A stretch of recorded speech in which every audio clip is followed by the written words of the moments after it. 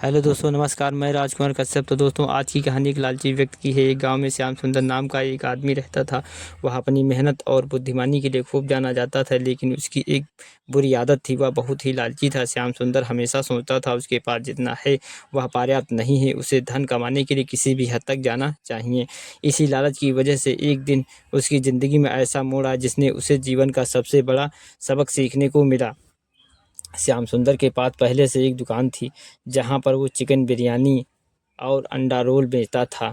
उस दुकान पर अच्छी कमाई होती थी और उसे उसकी सारी ज़रूरतों पूरी हो जाती थी। फिर भी श्याम सुंदर संतुष्ट नहीं था।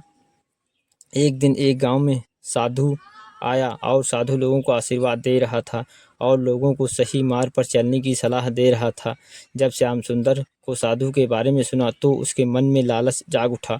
उसने सोचा, अगर साधु मुझे कोई विशेष आशीर्वाद दे दे तो मैं अमीर बन सकता हूँ। श्याम सुंदर साधु के पास गया और बोला, महाराज महाराज, कृपया मुझे ऐसा वरदान दें कि मैं बहुत सारा धन एकत्रित कर सकूँ। साधु उसकी बात सुनकर थोड़ा मुस्कुराया और कहा, व्यक्ति के जीवन में धन से ज़्यादा संतोष की ज़रूरत है, लेकिन यदि तुम धन पाना ही चाहते हो तो सुबह सुबह सूर्योदय से पहले इस जंगल के अंदर जाओ। तुम्हें एक रहस्यमयी पहाड़ी मिलेगी। उस पहाड़ी पर एक गुफा है। गुफा में सोने के सिक्कों से एक भंडार है, लेकिन याद रखना, सूरज डूबने से पहले तुम्हें उस गुफा से वापस लौटना होगा। श्याम सुंदर की आंखें चमक उठी। साधु का आशीर्वाद लेकर खुशी खुशी वहां से लौट आया। अगले दिन सुबह होते ही श्याम सुंदर जंगल की ओर निकल पड़ा। उसे वह पहाड़ी और गुफा मिल गई, जैसा कि साधु ने कहा था। गुफा के अंदर सचमुच सोने के सिक्के चमक रहे थे। श्याम सुंदर झटपट अपनी थैली में सिक्के भरने शुरू कर दिए, लेकिन उसका लालच बढ़ता गया। वह सोचा, थोड़े और सिक्के भर लेता हूँ, इससे और अमीर हो जाऊंगा। सिक्के भरता रहा और समय का ध्यान नहीं दिया। सूरज धीरे धीरे ढलने लगा, लेकिन श्याम सुंदर लालच में अंधा होकर सिक्के भरता रहा।